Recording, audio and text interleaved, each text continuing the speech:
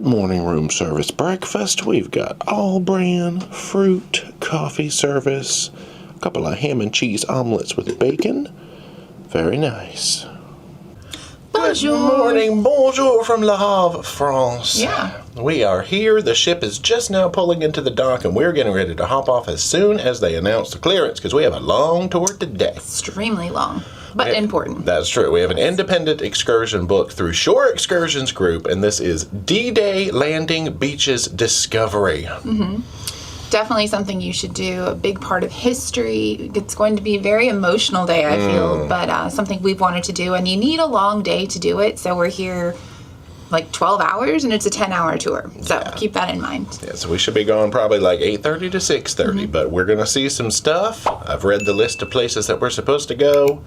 It's going to be a historic event. Yeah. So let's get it started. Let's do it. Our gangway this morning was deck 5. Looks like everybody goes in here. So we'll just continue following signs to the exit, and our meeting point should be just outside the security gates. Here, the email specifically said we do not meet in the parking lot with the big buses and stuff like that. Just keep on keeping on. Straight into the sun. We have found the meeting spot. They've given everyone copies of maps just so we can kind of understand where we are and, you know, look back at the attack plans and things like that.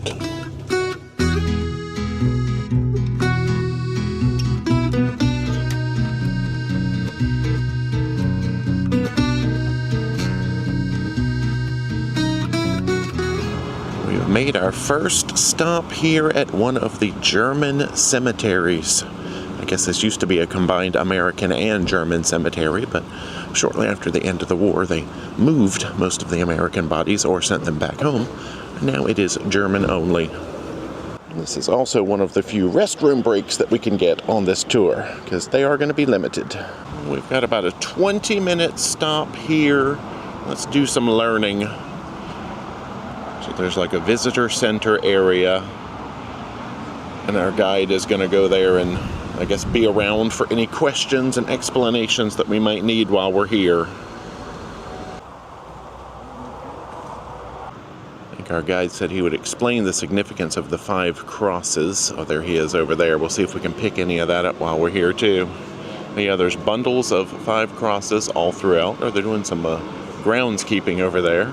Most of them were born in 1924, 25, 26. So originally 4,000 Americans and about 1,500 Germans buried here. We just picked up the tidbit that this sort of monument area here at the middle, I guess, is the site of a mass grave.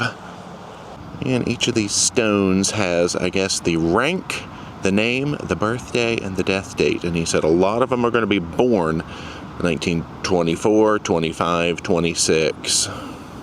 Here's a little section down at the base of this. I'll call it a monument for lack of a better word. And you can climb up there because I just saw some folks up at the top.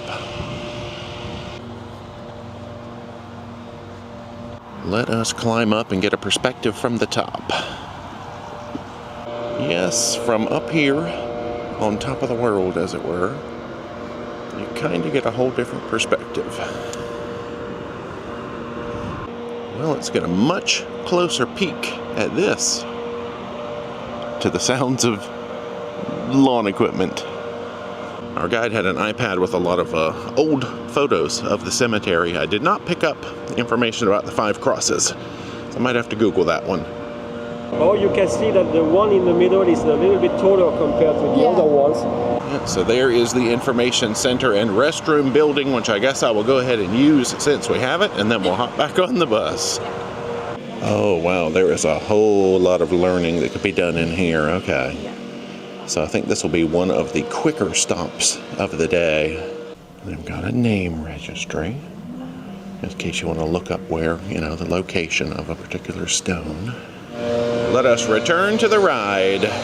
Ooh, we just learned another fact. Apparently there are 21,000 soldiers buried here right now on about 7 acres. Wow. About 9,000.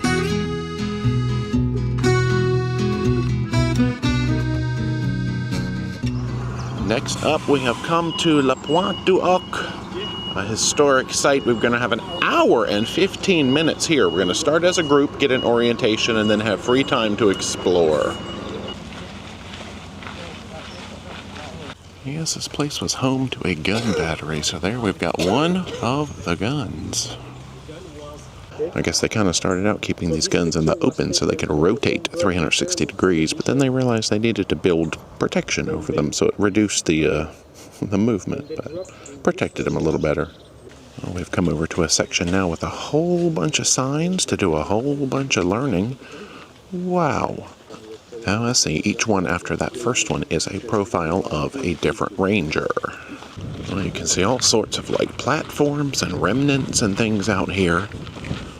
We just did a whole lot of learning and we have been unleashed onto Pointe Du Hoc now. So this position is situated between Omaha Beach, we're about 5 miles away, and Utah Beach is 9 miles in that direction. But these guns, there were 6 of them, they could fire up to 13 miles. And like I said, they were originally positioned to be able to fire 360 degrees until they built like bunkers over a couple of them, which did reduce their range. We did learn that these large concrete chunks, this thing here, that one over there on the path, these were part of an ammunition bunker that went boom. And the pieces scattered all over. The bunker was located over there where those sort of stony outcroppings were. But anyway, let's walk and learn. So there are parts of this that are fenced off, I guess. It's a very fragile area, and some parts are getting ready to probably fall into the ocean in the near future. So, like some of the bunkers and things that you can still go in, but they are very fragile at the moment. There's another enormous piece of the ammunition bunker. A couple of these bunkers can still be entered. This is not one of them. It is fenced off. A couple of them have observation platforms built on top. There's another big structure. Oh yeah, there's one of the observation platforms over there. Here is one of the ones. Okay, he said, careful of the stairs. There are ropes to hold on to, and watch your head when you get down there. This is, I know he said there's at least 2 rooms in there. Each of these rooms would house 12 soldiers. I can only imagine how small that is going to be. I think we will skip that tightness for now. Yeah, some of these holes and things out here, I know he said some of the indentations from bomb craters are still here, so I don't know. Surely some of these are. Let us get our climb on. Well, now let's cast our eye in the direction that we just came from, seeing all of these indentations and structures. I see, this is looking out toward the observation bunker. That is the one that is very fragile at the moment, apparently. Oh, I see, that is technically the Ranger Monument dedicated in 1979. Well, something has certainly drawn a crowd over here on the side. Yes, this is the one right on the water's edge. And you can climb down and go in all these rooms. But for how much longer, the guide said, because this is literally out here on the edge of the cliffs. And, I think they lose a little bit of land each year. Ooh, it is breezy out here. But we can get some peeks at the cliffs. Just imagine the troops having to come climb up here to try to find these guns. And apparently when they climbed the cliffs, the guns were not here. They had been moved. But they did eventually find them. Oh gosh, there's a peek from the front of the observation bunker looking in. Oh, this section got very peoply all of a sudden as well. Let's see what else we can learn. Looks like another open air gun mount. It's giant. Yeah, this observation platform is blocked off. I think that's another one that they said was a little too fragile to go on anymore. Well, that brings us up here to the visitor center. We have entered here. Oh, I see they've got some pamphlets about the Normandy American Cemetery, which I think is where we're going to end up a little later. Competence, courage, sacrifice. There's a little movie you can watch in here. Told my platoon sergeant, Jack Hume, you come with me. He said, you're not going to go find those guns. They got to be here. There's a sort of a map and a timeline of the battle. They've got the locations of all the cemeteries and monuments worldwide. A little guest book you can sign. Well, back to the outside world. They do have restrooms here, which is nice. We've had 2 free restroom stops thus far. I'm just overhearing the guard when we go in. He was like, American? We're like, yes. He's like, do you have a knife? We're like, no. He's asking other people that too. So it's not just us. Yeah. So we're going to hang out here outside the visitor center for a minute, I think. Guys, there's bees here. If you don't know those French bees, ooh la la. Yeah, okay, that was unexpected. Honey. Sorry. How is your day going so far? It's very moving, very historical, obviously, something that is very important to the history of America and all the other countries that were involved, and something you should definitely do if you're in the region. And it's pretty special because it's actually the 80th anniversary of D-Day this year. So, yeah, it was definitely the right time to come. That's true. Yeah, we just passed it in June, right? So Yeah. we're here just after. Yeah. But that's kind of special. I mean, you know, anytime you can come here is special. But, you know, yeah. Yeah, it feels a little more monumental. So I know we've got lunch coming up. We've got stops at Omaha Beach. We do. And then like one of the American cemeteries. Cemetery and large visitor center and gift shop, of course. So, yeah. All right. Let's continue. Let us head back to the bus.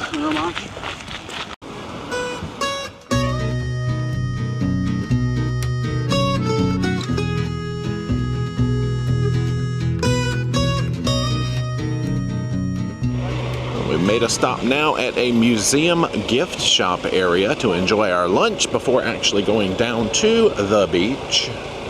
A whole box of sandwiches just for me. Okay, maybe not. So we got nice crusty baguettes with ham and cheese. Bag of chips, bottle of water. There's a dessert in there too somewhere. Oh, mystery solved. We have a madeleine and a couple of macarons. We are done with lunch, so this is the Overlord Museum where we have stopped. That was a chewy baguette. That was proper. It was like eating an entire loaf of bread that was chewy, but it was delicious. And the macaroons were, So, of course, there's a whole museum section in here. We've got souvenirs galore. Oh, all these models. They had like some Lego-type building sets. Then these more professional-looking things over here. They got D-Day beer over here? Is this D-Day coffee? Well, even on the outside, they've got some cool vehicular devices and things. Let's come look there. Yes. I thought there were a couple of tanks over here, but now that I'm over here, I just can't see them. I mean, I don't see anything. It just blends right in. Huh. Camouflage jokes. So we've got the M10 tank destroyer over here on the far side. Oh gosh, let's see if I can get far enough away to get a decent peek at it. Ah, this first one was a Sherman. There we go. M4A1 medium tank. You look pretty big for a medium tank. Too big to fit in one continuous shot. unless you do a side view. True. Look how smart. There's a side view of that one. And there's a side view of that one.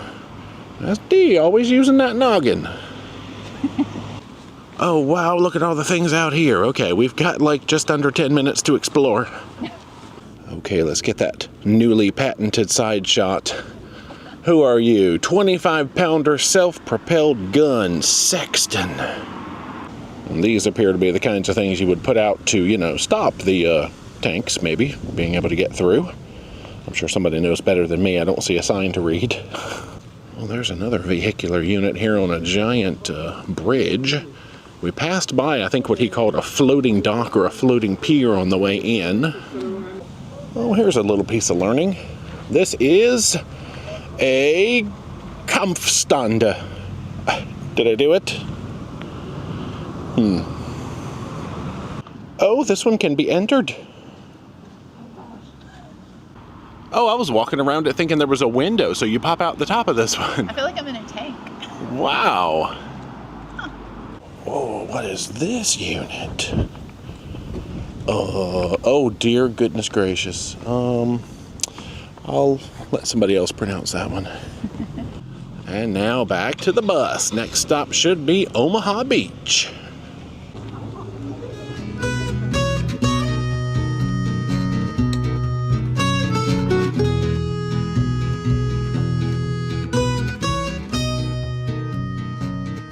So now we have made a quick 15-minute stop here at these monuments. Oh my gosh, you can hear the empty flagpoles clanging here in the wind. The armed forces landing on this shore, which they call Omaha Beach. Liberate Europe, June 6th, 1944. I have a few informational signs out here at the beach to do some learning. A gigantic monument out on the sand. And this is Omaha Beach officially, one of the major landing zones for D-Day. Massive. And this isn't even like how low the tide can be, so it goes even further than what we can see here. It's just incredible. Yeah, this is mid-tide. Oh my gosh, the flagpoles. Oh, interesting. It's forbidden to approach within 3 meters of the sculptures. I would not have really known that had I not read this sign. Because, well, folks are being respectful down there with their photography, I'd say. Yeah, we've got nice blue skies over that way. But from the ocean side, a storm's a-coming.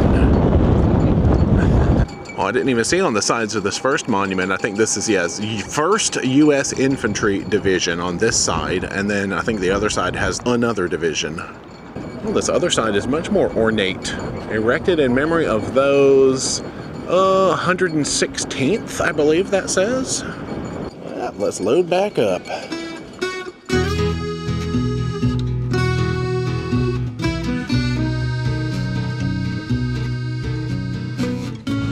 Now we get about a 35-minute stop here at the other end of Omaha Beach. This is the section where, if you've seen the movie Saving Private Ryan, this sector is what that was sort of based on. But they did not film it here. True. So we're going to meet over here by these flags first as a group, and then have some free time. Oh, there is a lot of exploring to be done around here. Okay.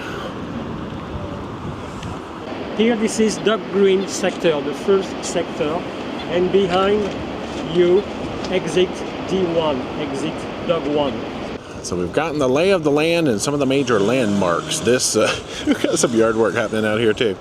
This memorial is set over top of a bunker, which is still here and apparently still has the original 88mm, I think it was, gun inside. You can see down to the pier, I guess the large sort of concrete looking structure there to the left that's kind of connecting, I guess it looks like it's connecting it to the land up here, is one of the, like the floating pier. It's the only piece of the floating pier I think that they have. There's a bunker in the hill over there, off in the distance, letting Photos by D get some close-up pictures. There's a little telescopy thing that it looks like you could pay to use. Let's jump down. From down here, we get a little better peek at this sort of bunker over here. The sacrifice of the American soldiers on the beach at Vierville. All right, let's go touch sand. Yeah, our guide said from down here on the beach, you can spin around and really get a perspective on the bluffs. So as you turn around, you can kind of see, you know, none of these houses or buildings were here. No, but the bluffs were where the trees and things are. Yep, you're just presented with these giant things to climb, pillboxes up on top with folks in there. Yeah. Not even picture it. It's crazy. Yeah, there were a lot of unfortunate circumstances that happened to this division, I guess. Is division the right word? Yeah. Let's get a closer look at this floating pier piece, for lack of a better word. Yeah, from some mistimings to miscommunications. It's kind of a fascinating story that we've been learning today.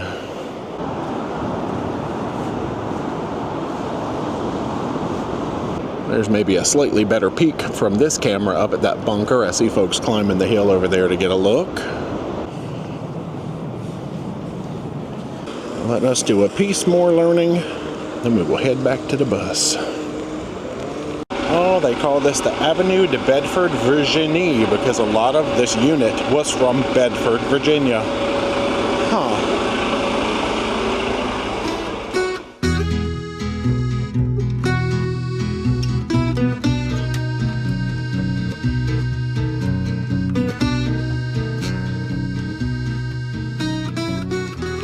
Made it to the Normandy American Cemetery. I'll see if that's the official title when I see some signage up here. The sun is out.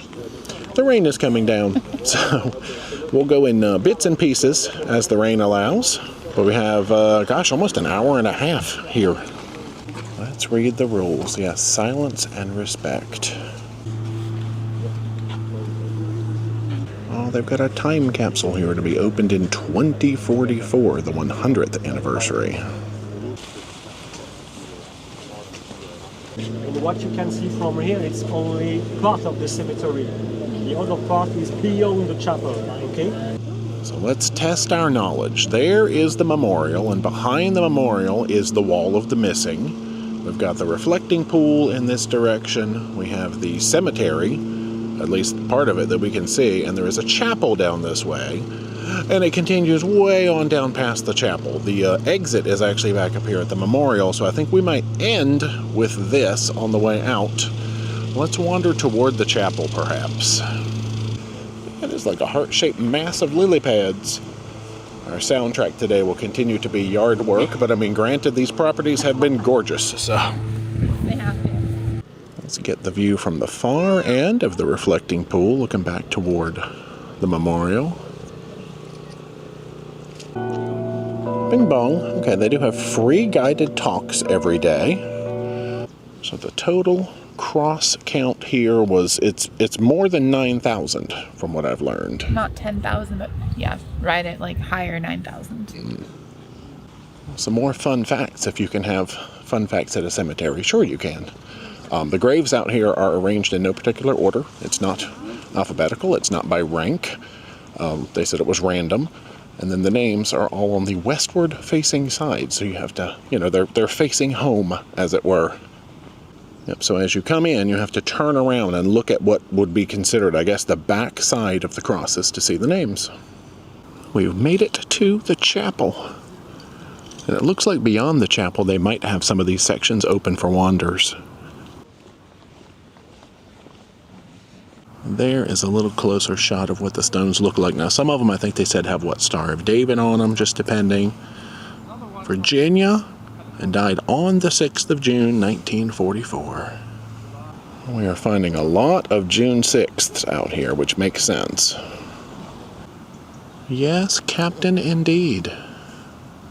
Oh, we've got one here, I guess, for an unknown soldier, as it were.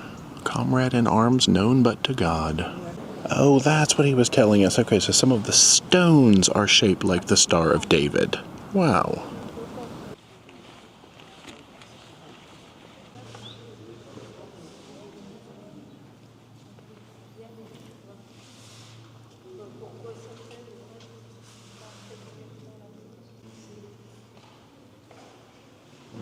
Let us make our way up here toward the actual memorial now. So we have learning on both sides, a giant statue in the middle.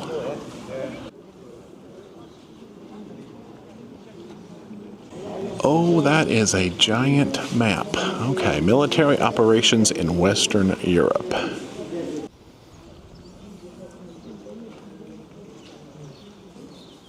So this semicircular garden area is the Wall of the Missing. Now, some of these folks were eventually located, and I think they said that they are marked by a black star at the end of their name. The technology has improved a great deal over the years, so they were able to find some of these folks and identify them. So alphabetical. Yeah, this wall is done alphabetically. So this is Army and Army Air Forces. Oh, I see some with some little stars over here. There we go. You got 3 right here in the same section.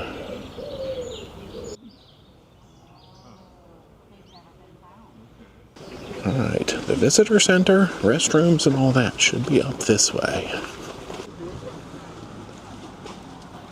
Entrance, no admission fee. What kind of touchscreen have you found? It's a little glary. Let me get a better angle. I think you can look up names and things like that, even from World War I or II, in different regions where they may have fought. So that's interesting. We've got some diagrams. Well, this is actually a diagram of the place we're in now. So they've got 2 levels. All sorts of learning. Let's come down here and see what we can see. Restrooms, theater. Next screening begins in 3 minutes. Oh, what is this spiky thing? Obstacle course. Okay, that explains the mystery at last. Oh, well, there is a mural that explains it all. So that was the stuff that was put on the beach to impede the progress of the folks trying to come up. All the spiky things. Oh, this goes on forever down here. Okay, I'm not going to record a whole bunch down here because there's a lot of people. We'll just leave this. You got to come see this part for yourself. We'll save some surprises. The time has come, however, for us to head back to the bus. Well, they have given us a treat. Dink!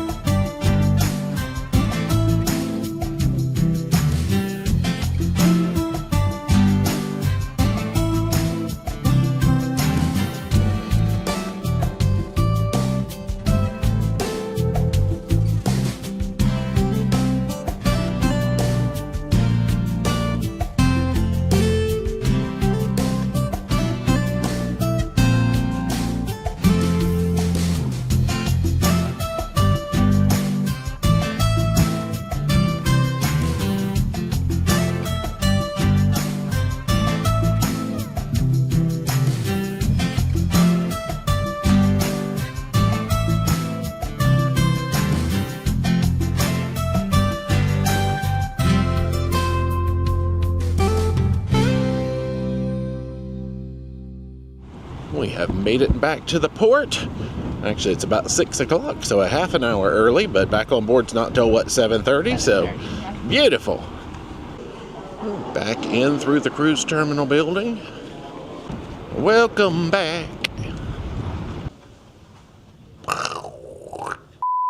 Good evening. Y'all. We are back on the ship, fresh and clean and ready for some more excitement. But first, we've got to jump back. How was your day? How was your D-Day? No. No. Such a good tour. Something that I think everybody should do at least once if you're in the area, because it's very important history to understand and learn. And I'm really happy that we had the opportunity to do that in such a long tour, so we could do almost all of the pieces of it, in one day. And our tour guide, Bertrand. Yeah. He's French. I don't know how you're supposed to say it. Bertrand was amazing. So full of information. And then even in the sites, he would take us aside and show us pictures from back when it happened and tell us stories and puts names to faces. It was really important, and I loved every minute of it. An amazing dose of history. And Havre is one of the, on a typical itinerary, one of the closest jump spots to go do things like the D-Day beaches. Yeah. So, amazing tour overall. Super comfortable bus. It included lunch. We even had a really nice surprise at the end with some sparkling wine. It felt very French, but I really appreciated it so much. So Shore Excursions Group, thanks for an amazing time. You. Thanks, Bertrand. And Sebastian, our driver. That's true. Yeah. And remember, we do have a link, so if you want to book anything through Shore Excursions Group, parodj.com/SEG. There's that commercial. How about there that? you go. All right, y'all. Time to move on. Let's continue our evening. Let's go.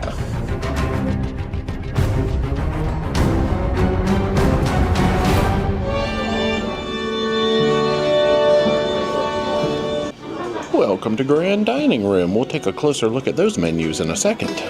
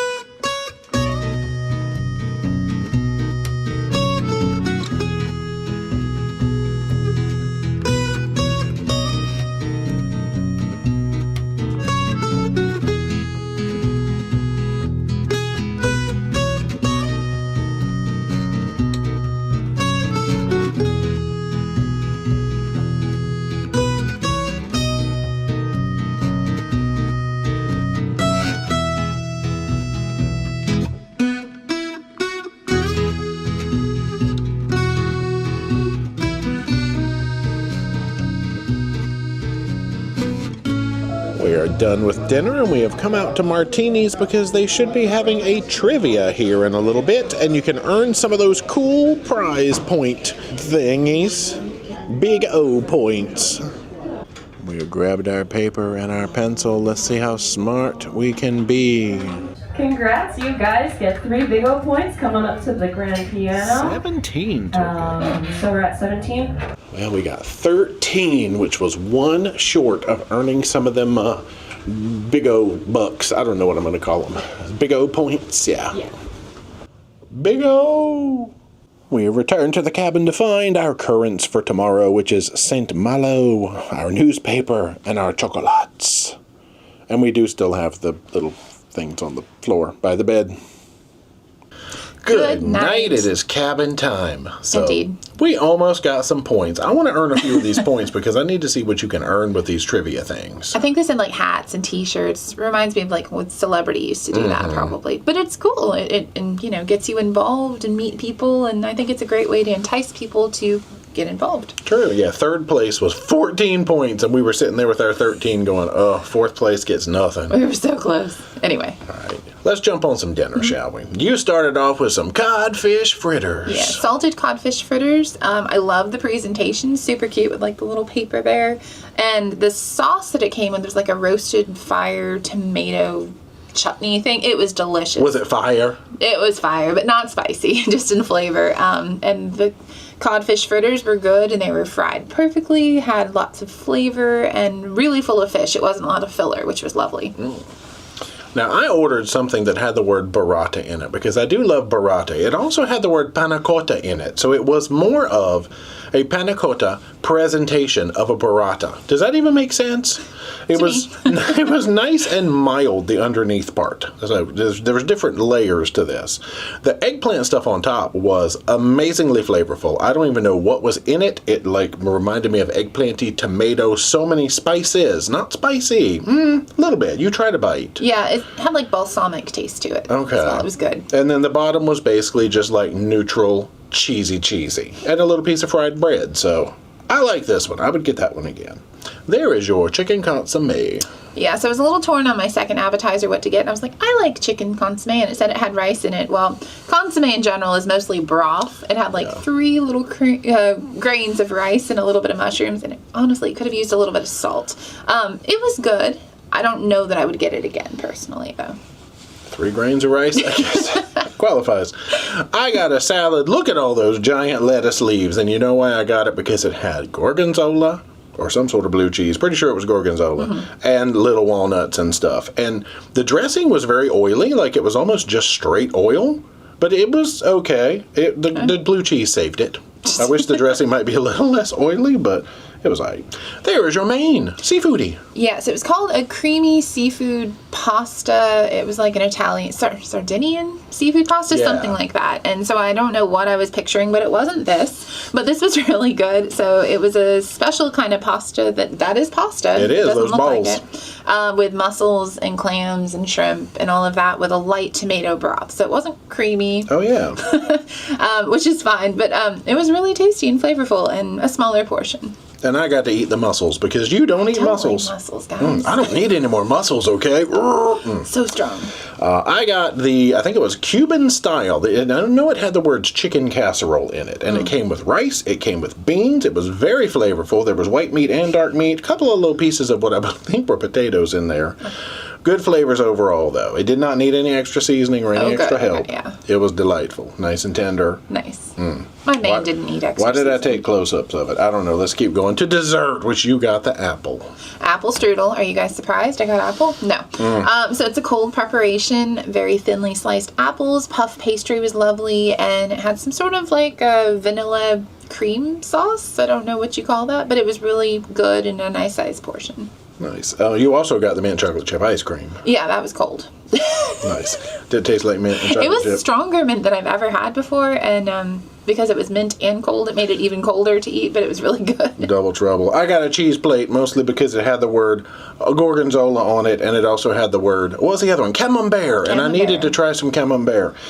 Y'all, this was a really strong cheese plate. Blue is definitely an acquired taste cheese. Camembert, I did not realize, also has the slight aroma of garbage bag. If you remember Wow. my assessment from last night, but it was great. I enjoyed the flavor, and then of course brie is brie. Please let's not go somewhere in France and tell them their cheese smells like a garbage bag. But it does. But it's great. And then I got the Meyer Lemon Pound Cake ice cream, which, holy moly, tart, giant cake piece right in the middle of it.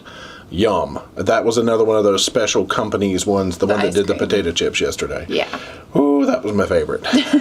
Y'all, it's bedtime. Mm-hmm. We will see you tomorrow from St. Malo. Another early day tomorrow. That's it. Good Good night. night.